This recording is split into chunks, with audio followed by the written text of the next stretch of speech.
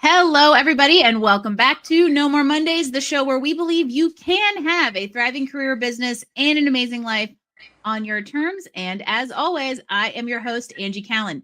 If you tuned in last week, you heard some exciting news. If you didn't tune in last week, shame on you. And also, here's the news. I wrote a book. It is called Scary Good, Discovering Life Beyond the Sunday Scaries. And it is a book for the burnout, the brave, and everyone in between. It is coming to an Amazon shelf near you on January 8th, and I want you to be in the loop on how to get your hands on it when it does hit those shelves. So head on over to Scary Good Book. No, that's wrong. Scary Good Read. It is a Scary Good book, but the URL is scarygoodread.com/waitlist, and you can grab a front row seat to the action. And today's episode is actually quite timely with the fact that I have a book coming out, and it's a little personal because not only is my book coming out in a few weeks, but tomorrow, yes, tomorrow, Carol Lin releases her book, When News Breaks, a memoir of love and war.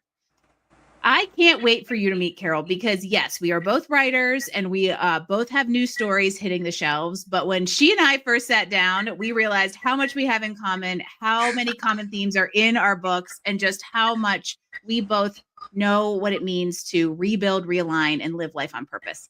Her story isn't just about newsrooms and war zones and breaking headlines, even though that's in there. It's about what breaks inside us when the life we built starts to fall apart, and what happens when you have the courage to pick up the pieces. I can't wait another second. Carol, welcome to No More Mondays.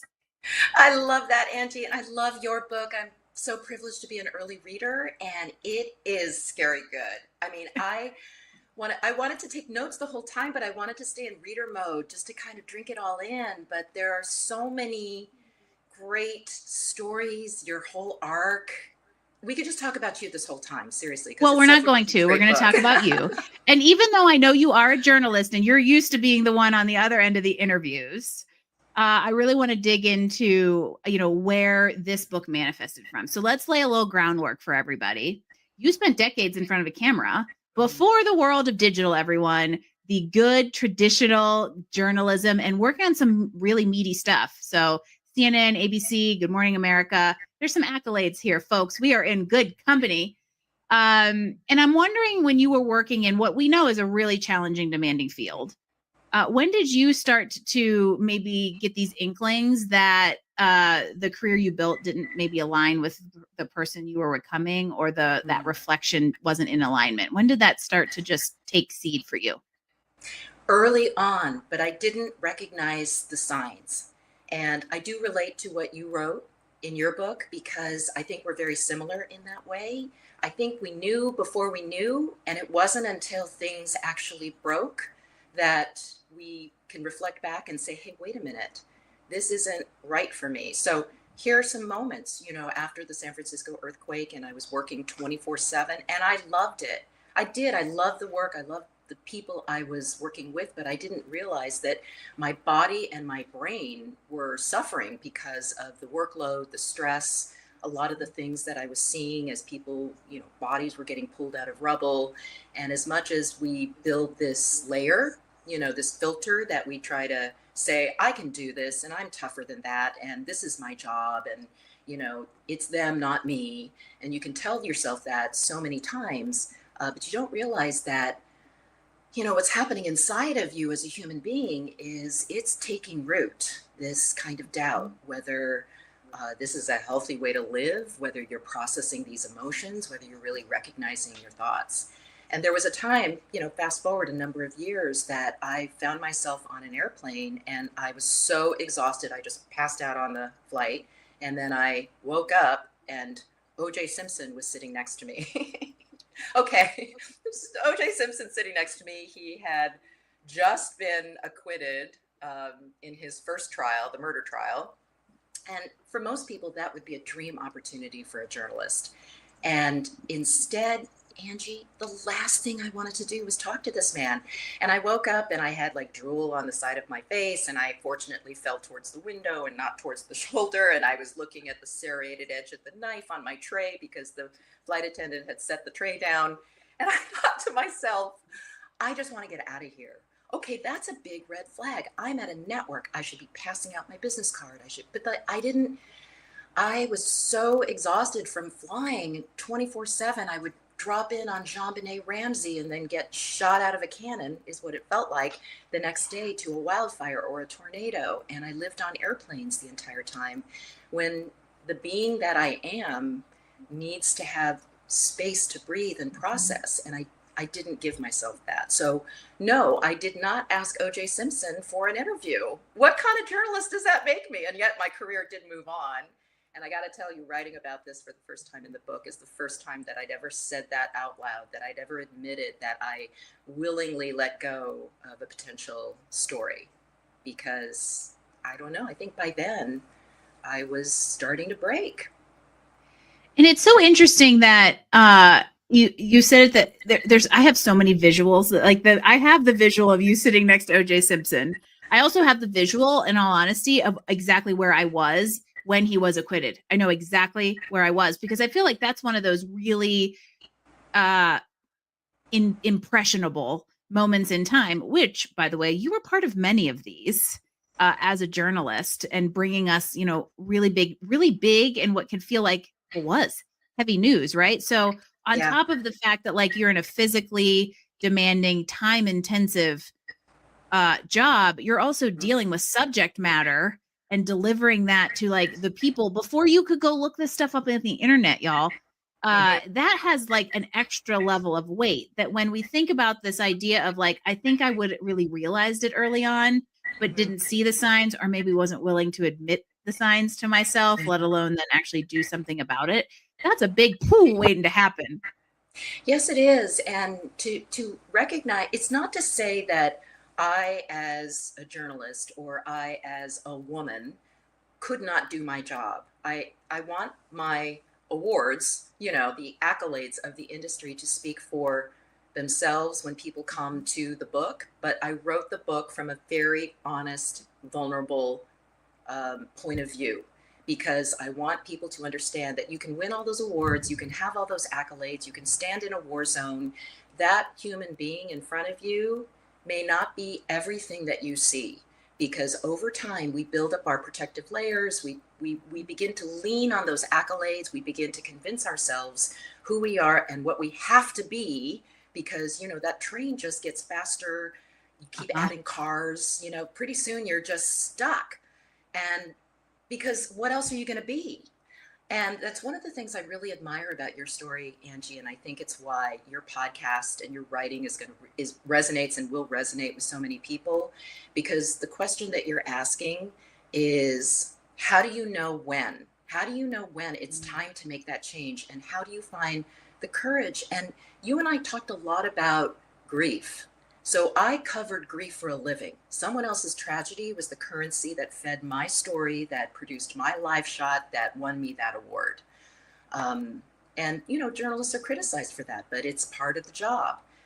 At the same time, I think understanding and really, and this is where they need to talk about this, I think, in schools. I think young people really need to understand that it's not, the money ain't all that, because trust me, I was making a lot of money at a certain point in my career, and it was never going to compensate for the things that I lost, the time that I would never claw back. And if you make that conscious choice and you build your career on those values, go for it, take it.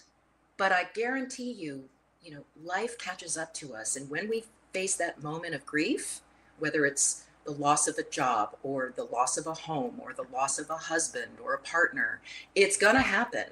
And what in us, in our life experience, has prepared us for that moment? And I leaned so much on other people's stories. I was just sailing along on a sea of bad news, right? Because that was my job. But, it wasn't until life smacked me down, being after 9/11, and my husband and I making this decision to finally go for a child. Can we have a child? Can we create life and something positive? It wasn't until then, and then 6 months later, when he was diagnosed with a fatal cancer, that it was a giant wake-up call. And it's not to say that professionals don't move through these very serious life events with grace and professionalism and continue on in their careers. But for me, I did not build up enough mental and social equity with myself because I just left everybody behind. I just jumped on a plane and left. And I told people to say no to my boss was never an option. And it wasn't until this child came into my life that I learned the value of that, of the value of boundaries. And I just happened to be in a career where that's not acceptable. You know, fine, have your child, love your child, want to be with your child, want to create routines, but we need you at the drop of a dime. So what you're going to do about that now that you're a single mom, a widow, and someone who, you know, has bills to pay and responsibilities. And this is all you've ever done, Carol. This is who you are. And when it came to a choice between, after losing my husband and going back to work and deciding whether I was going to go to the Middle East and be based out of Jerusalem with a baby, that was the compromise I thought in my head. And then something happens. That was a giant wake-up call, you know. And Angie, when you and I got to talk about grief, we got actually very excited, because I think you and I know that grief is not what everybody thinks it is. It is a whole thing, right? I mean, there's and it's not linear. Joy. It's, you know, it's the master class. It's the greatest teacher that I've ever had. I think it's made me a better, stronger person. And the career that I once had, so many people to this day say, do you miss it? And it's like, no, look at all the exciting stuff that happened after. There's so much afterlife that there is to look forward to. And so, you know, not to lock into this identity that is so carefully curated, that we as individuals, and especially we as women, are so much more than we can imagine. Yeah. There's so many little pieces in what you just outlined. And the one that stands out the most to me is the irony, or maybe even the symbolism, in the fact that as somebody whose job was to report on grief and won awards on grief, the very thing that finally provided the wake-up call was grief. Yeah. That teacher, right? The one that we would never invite into our homes or our lives, is the one that is going to show, it's going to be your guide if you let it. If you don't let it define you, that you define you, right? Grief doesn't define you. The career doesn't define you. The money doesn't define you. It is going to be when you take that opportunity and you say, what is this? Why is this happening? Because trust me, when you get a smackdown like that, what do you say? Why me? Why this? What did I do to deserve this? And instead, give yourself that moment. But then ask yourself, so what am I going to do with this? How am I going to get to a place where I can see it for what it is, accept it, and let it lead me? And I'm not talking about, I'm a big believer in therapy. I think people should, there is no shame in seeking therapy. And I do write a little bit about that, not a ton, but I think it's important to acknowledge that there are professionals out there who are trained to help. But to actually create ownership of your own mindset and say, okay, this happened. What am I going to do? I'm going to have a choice here. And somebody once told me, Carol, you need to sit in this. You just need to feel it. And I thought, okay.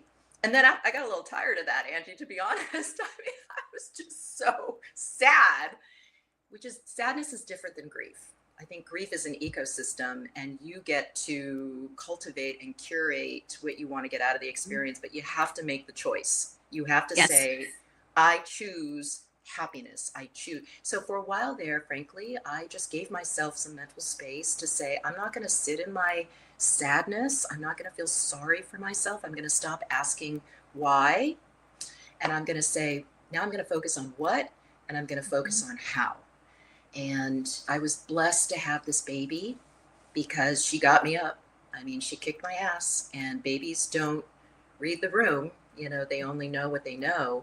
But if not a baby, then there'll be something else. You know, I think with you, what I read in your advanced reader copy is you weren't going to allow yourself to wallow.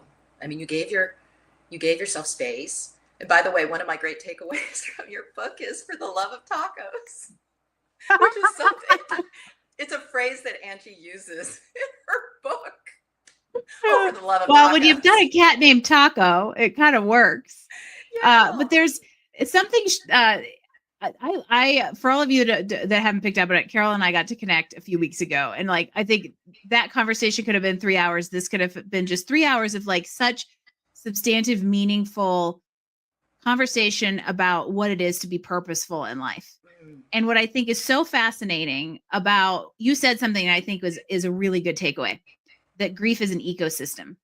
And one of the things that we talked about in our not recorded conversation that I actually wish I had recorded because it was a great episode in and of itself, is that, you know, joy and grief are so close together. And you almost had you had an actual physical example of that, of like the joy of a child with the juxtaposition of the grief of loss. And I also think about joy as being like a state, right? And so it's an ecosystem. And to me, happiness and sadness sit at that same level of like more situational, right? So I am happy about the thing that's happening, but I have joy. I have joy regardless. Or I may be in a state of grief, but I can still choose to, you know, find happiness and instead of the sadness and wallowing. And that's really where Yeah. the word choice to me is the most important word in all of that, is that we choose how we meet these circumstances and the perspective and the agency that we give them, because you can choose to be miserable in a miserable situation, or you could potentially look at it and say, how is this happening for me? And that's the great thing about memoir and nonfiction, I think, is because you've got real life examples. Because I think it's easy for people to look at, frankly, both of us and say, yeah, but you sit in a place of privilege. Look at you guys. You got your bookshelves, you got your, I didn't have a bookshelf in the bus, y'all. Didn't have a bookshelf in the bus. You got all that going on.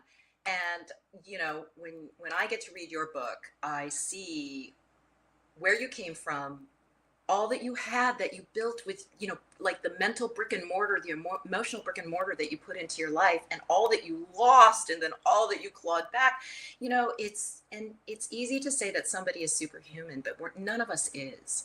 And we all come from that place. So when you talk about choice, even if it doesn't, like, oh, it's so easy for you to talk about choice. No, I just choose the word. Okay, I choose choice. I'm going to say, I don't feel like I have a choice. I feel like a victim here. I feel like, you know, it's all this is happening to me. But I'm just going to tell myself, even if it's a lie at first, I'm going to feel a choice in this. What do I choose? What do I have the power to choose? And I'm going to choose happiness, even if I don't feel it. And I'm going to allow my brain, our brains are incredible. They're incredible. The capacity that a brain has to heal, to process grief, to acclimate you to a new reality is phenomenal when you look at brain science. So you've got that. We all have that brain going for us. Choose, and then look for the signs, but take action. You know, self-care and all that good stuff. But you know, getting back to what you said about grief and joy being so, you know, they're like sisters, siblings. And I mentioned to you in our first phone call of, you know, after my husband died, people were worried that if they invited me to a wedding, that it would be too hard on me. And I'm like, no, I want to go. And I experience other people's joy, even to this day, so much more exquisitely, sharply, vividly. I used to never cry at weddings. I cry at weddings all the time because I understand so deeply what those vows mean.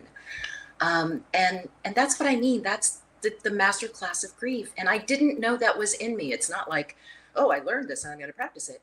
I remember the first wedding that I went to, and I thought, I wonder how this is going to feel. And I was by myself. I didn't have anyone to go with.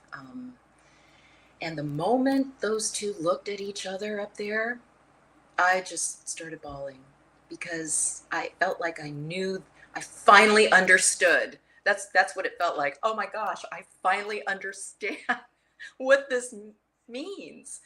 And that's where it gets exciting, because once you take those first steps, you can say to yourself, this is what I always say to myself when I face something that I'm terrified to do. I'm just going to say, I've done it before, I can do it again.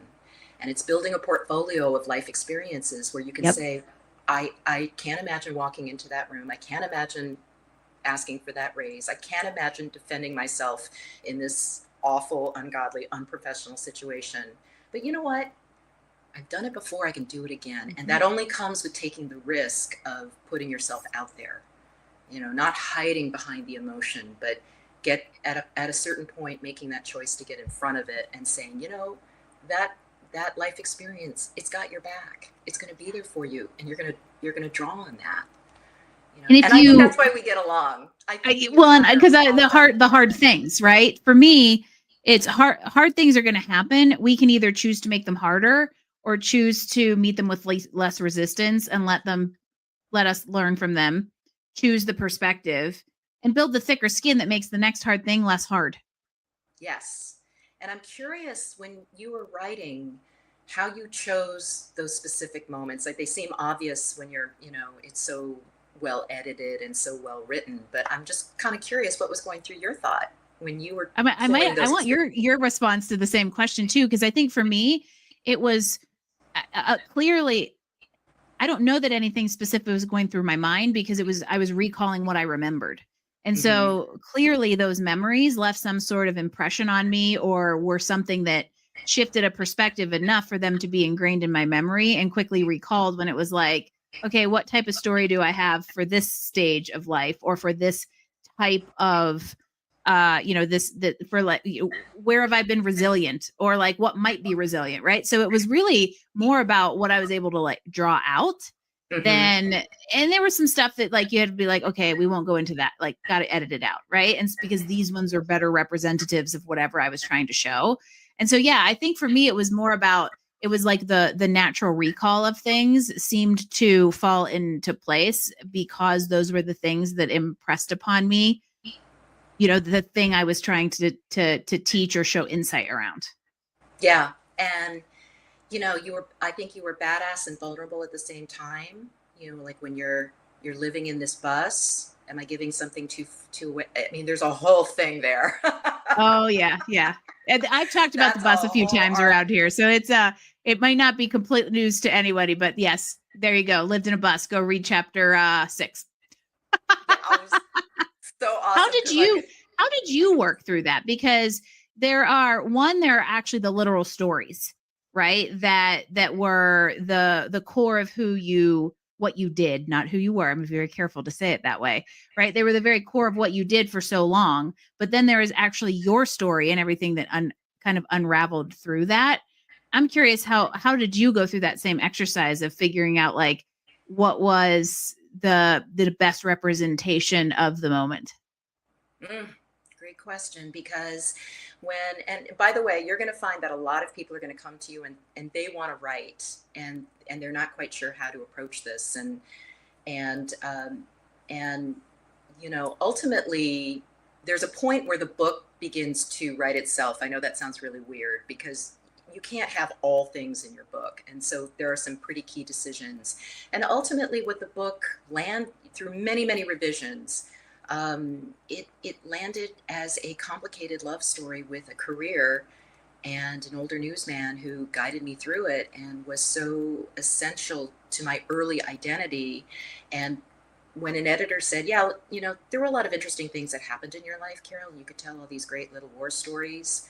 But what is your book really about? I still don't know what your book is about. And that's where I took a scene and zoomed in, and the book begins on the border of Afghanistan. I was in Pakistan on the border of Afghanistan, and there was a moment with a Taliban fighter who was aiming at us with his rocket-propelled grenade launcher. Now that sounds like a very classic war story of a journalist, but it became a metaphor for what it felt like to be seen, to be held in the gaze of others, to be judged, to be in the crosshairs. And that metaphor carries through the book, whether it's in my personal relationship with this man who became my first husband, or the career, where judgment was always raining down on me. Ultimately, at the end, how I found my way out. And it wasn't because I had a baby. That's so important. I don't want this to be a feminist or an anti-feminist book, but the decision to show the arc of what it took to become a mother, because I was not a natural mother. There were people in the CNN newsroom who literally told me they feared for my unborn baby, because I was like, not. Good thing that was not 2025. That wouldn't fly in HR today. So true. So many things in this book would not fly by HR. I assumed. But to answer your question, I think it begins with asking myself, um, what is the book that I want to write, and who am I writing this for? It's not for a mass audience. Ultimately, it was for my daughter, who's now 22, and under living under the gaze of the very systems and people that I understand what that feels like for a young woman, for men to be the judge, for a changing business environment, for to say that you're not, you can be replaced by AI, so on and so forth. And I wanted her to know that let's begin with this idea that you don't have to be perfect. You just have to be authentic. And to be authentic, you need to, as much as you look up to me, I need you to know where I broke and how I came back. And no matter what happens in your life, how you can too. So I wrote this for one person. And because I was very clear about that from the start, I think I wanted her to know who her biological father was, and how we met, and how both of us were very fallible, and what a career can do to a marriage and a family, and what a career can do for a marriage and a family. All those things. And I think that's what shaped the book. I hope I'm answering your question. Oh, this is yes. Because what I think is, well, and I'll go a step back. There's that idea that like everybody has a book in them, but only like 5% of people will actually write it. And that's interesting to think about, like people starting to come out of the woodwork and wanting to write the book. I will totally help you tease out the story, y'all. That's my jam. But I think what's interesting is you have to know, and this is what I struggled with this. And so actually what you said actually resonates is, who is it for? What's the cover is something I struggled with, because I went through tons of different iterations after iteration on just like a manuscript, right? I had typed out a manuscript. Carol, can you still hear me? Oh.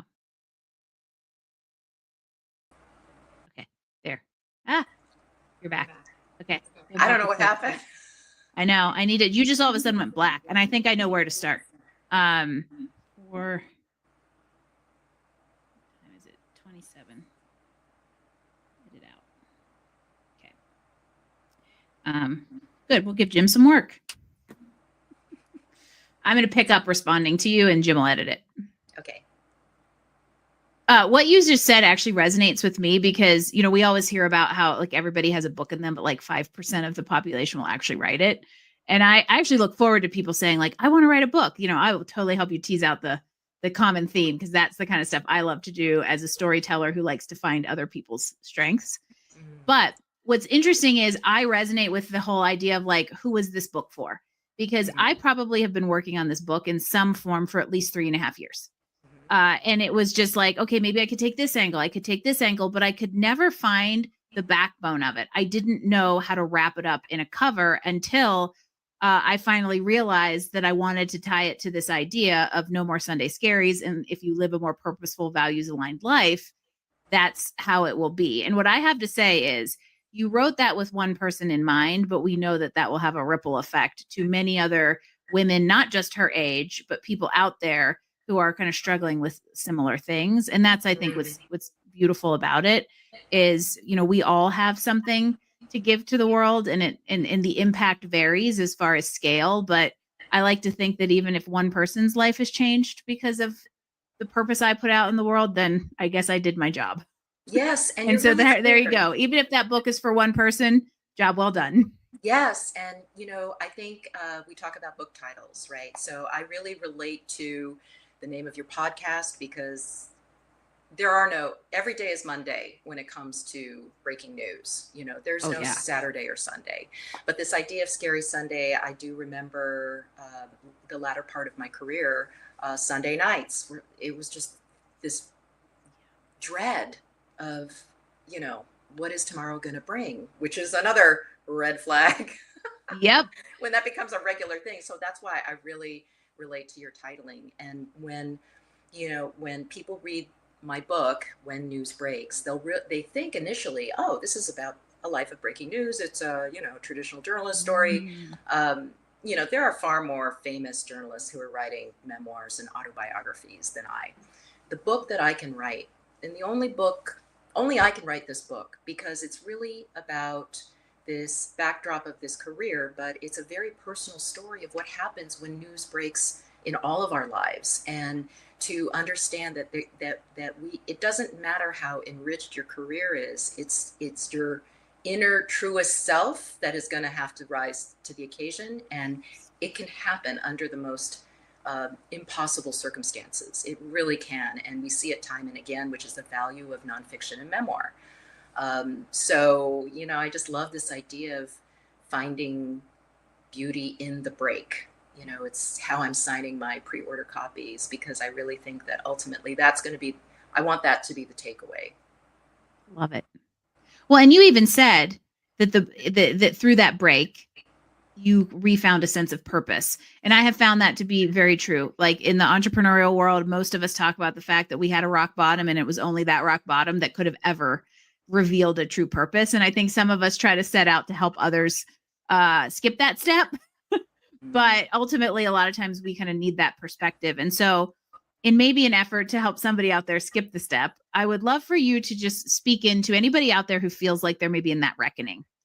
They're going through some form of grief. It could be job loss. It could be divorce. It could be illness.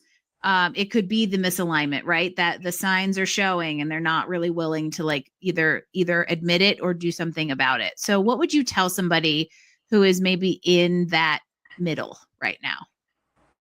That you are more than that broken moment, that you are far more than your greatest disappointment. And the only way that you are going to not only learn that, but the only way you're going to discover that is if you walk the walk, if you allow yourself to grieve, to recognize what has happened, and to commit to moving on, and to really believe, even when you don't believe it, that you have a capacity that is greater than you can possibly imagine. And the only way you're going to know that is to just do it, one foot in front of the other.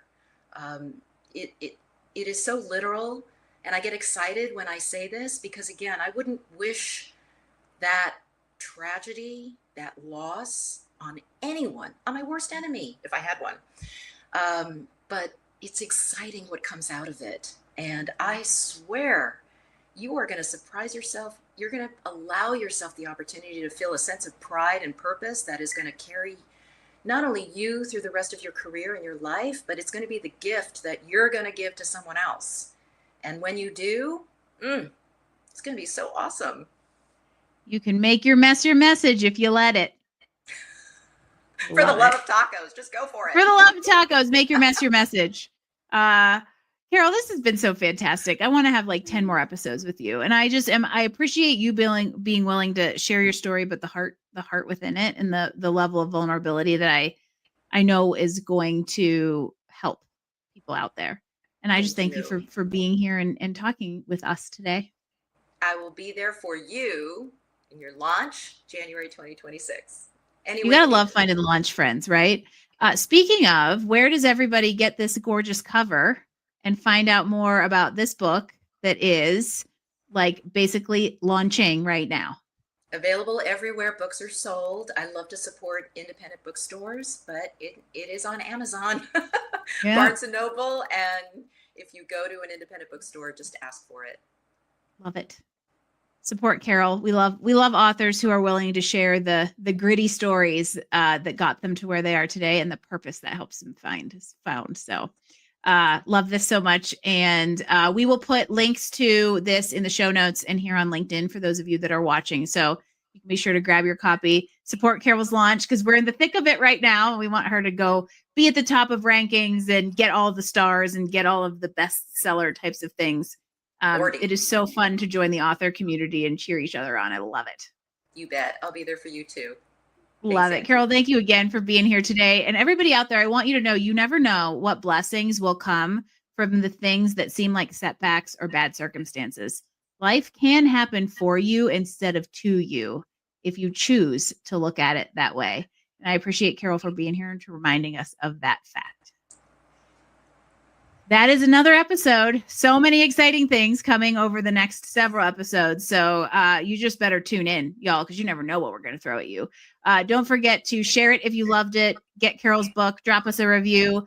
Hop on to scarygoodread.com/waitlist so that you can be the first to grab Scary Good, Discovering Life Beyond the Sunday Scaries. And in the meantime, I will see you next week for another incredible episode of No More